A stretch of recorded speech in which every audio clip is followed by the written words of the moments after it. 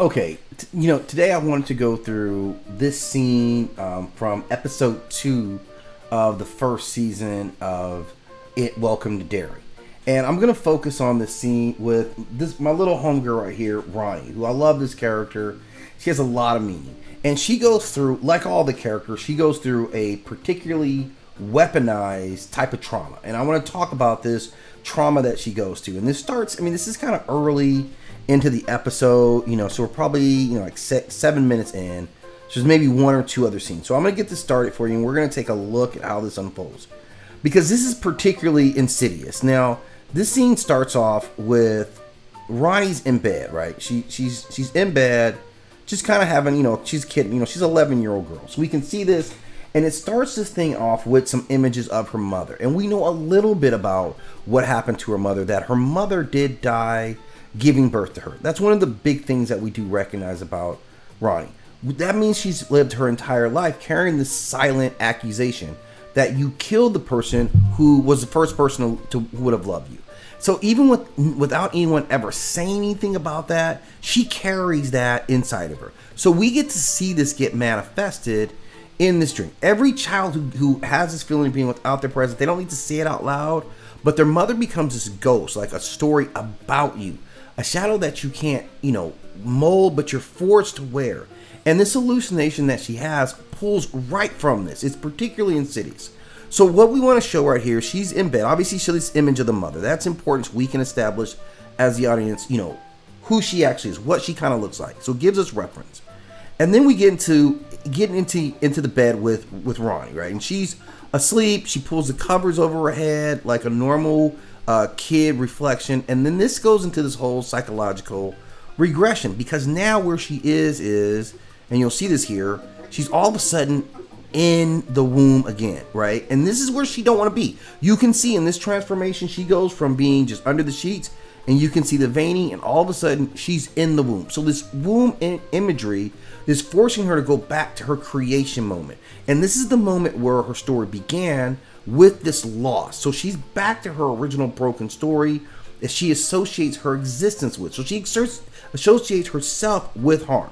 Her sense of self is built around this womb, not, this narrative. So her life begins with this death. And this hallucination makes her relive that. So it's very, very insidious to make her relive this, right? So we see this very real moment of tearing your way out of this womb. And this recreation there is extremely symbolic, right? This is the start of her life, and it's filled with violence. There's nothing calm about it. And then it's full on, you're in the womb. And we could see it like she's forced to experience all this. And you can see the level of terror on her face. I'm gonna let that just sit there for a little while. So she's absolutely terrified. So this whole thing is working. But she's able to bust out eventually, right? She gets herself out, and let's get to it here. And I think at this point, it really starts. Like, this is a long, extended period trying to get out. And then we get to the actual birth. And you can see it, like, the water breaks. And so it's, like, imagery-wise, this whole thing is very well done, right? Let me get this part here out so we can see a little better. Okay. So this is extremely well done. And, the movements, how it's coordinated. We feel her inside the womb. So, of course, being inside and this panic attack feeling she has. And then we go through the actual, like, she's born now. And you can see they're physically birthing her back into the world. So this identity is now a lived identity. That trauma that was old is now fresh, because it gets more insidious and even worse, right? So she gets birthed, and she's pulling herself out. And you can see it's just a gory scene. It's just everything you would imagine in terms of a terrible scene. But it's telling a lot. Now she turns around, and now it gets to be worse. Everything about this thing was terrible. Now she's about to hit an infinitely worse level of terror, because she looks back to see the mother, right? Just like we saw the mother in the picture, that symbolically is reversed here. So now this mother, who is this corpse, right? And that's what makes it really bad. It's even worse now, because the mother, and she's terrified. You can see this. She's making this realization that this is the mother that she never got to know. So she's never seen her in real life, but she's forced to see this hallucination of her corpse, right? So this is really insidious stuff here. And then the mother gets into the accusation.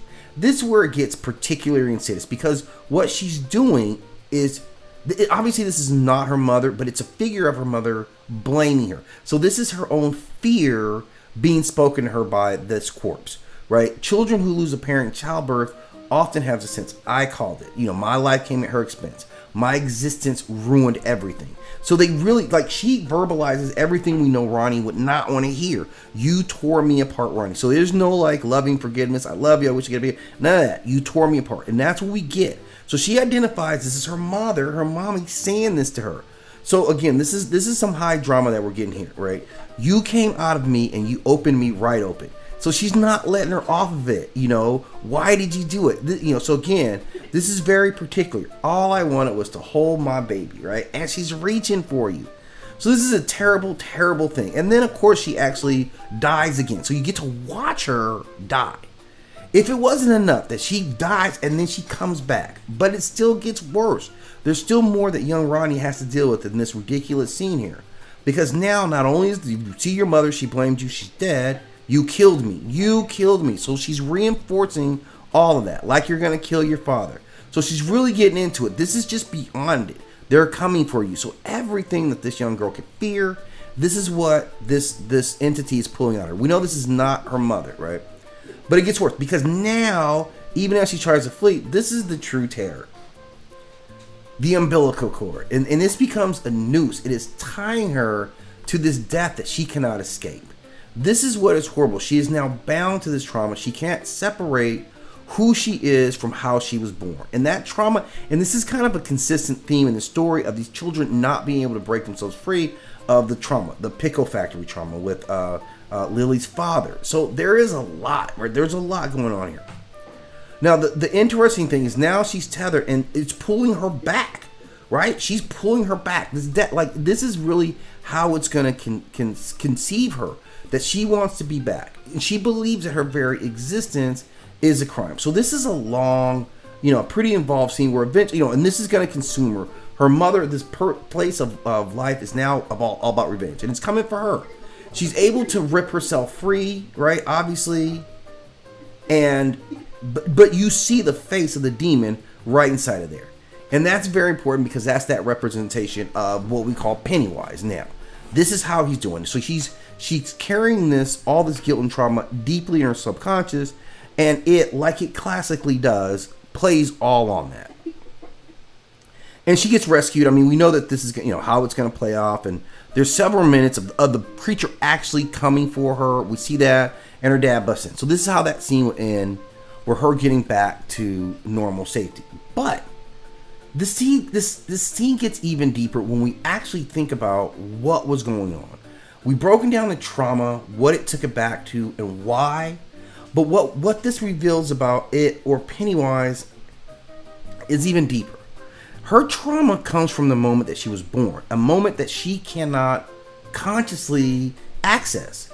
But this hallucination uses imagery from the womb, from childbirth, from her dead mother, from this umbilical cord connection, from the emotional meaning out of this moment, right?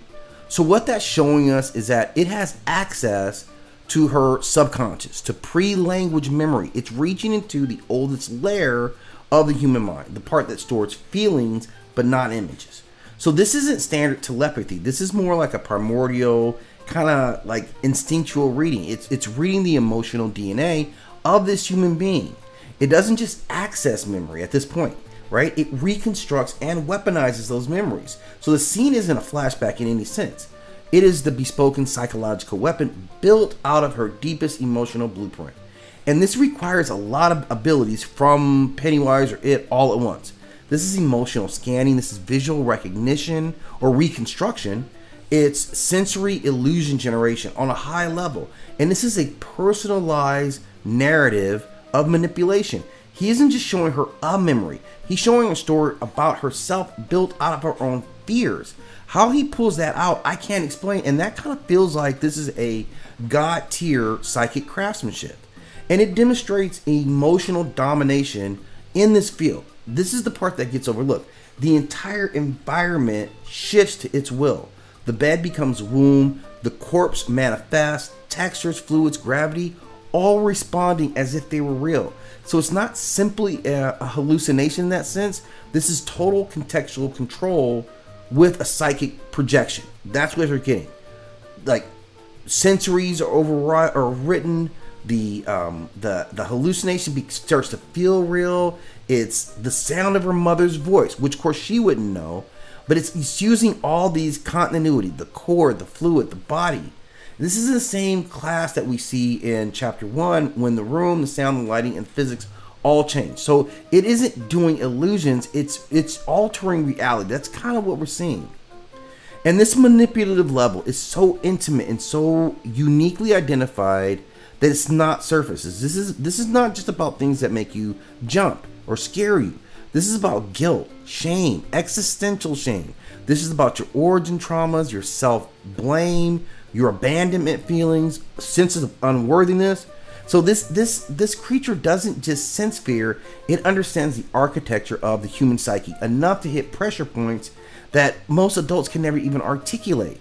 So what this implies about it is an advanced emotional intelligence, this invasive psychological profiling, and its ability to read guilt, to understand shame, and to identify specific wounds. That is not an animal that just hunts. This is a psychic predator on a whole nother level. And it can embody roles within the hallucination. The corpse speaks as if it is her mother. That's not simply shape-shifting, that's identity mimicry. And it's showing voice replication, emotional tone reproduction, and psychic puppeteering. You're acting out a victim's internal voices. It becomes the voice inside Ronnie's head. Literally, it replaces that part of your own psyche. So this is a level of infiltration that's closer to like possession. Like, it's transcending normal telepathic communication. It's also able to merge the victim's internal world.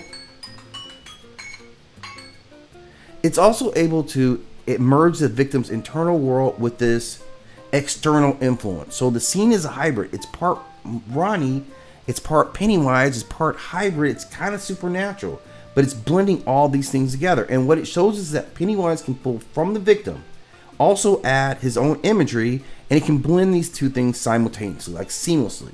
And all this collapses into this inner world and this outer world. It's very important how it's handling it. Now, the main thing that we see is it turns identity into a weapon. This is the deepest reveal out of the scene. He doesn't just read your fear. He makes you fear your own existence. He makes you scared of who you are. And this requires a deep knowledge of human emotional structure, the ability to manipulate, a self-concept, a predatory instinct for psychological weak points, and real-time psychic construction of traumatic realities. And no other creature in Stephen King's universe does this with this level of surgical precision. This isn't a clown or even a monster. This is a psychological architect. This is a reality cutter and a trauma engineer. And this is the one scene that proves all that beyond a doubt. So we've got a lot of information coming to us about Pennywise or it, and also learned a lot about Ronnie and her personal trauma. So again, if you have more to add to this post, please do so in the comment section. And as always, I'm going to ask that you hit that like and subscribe.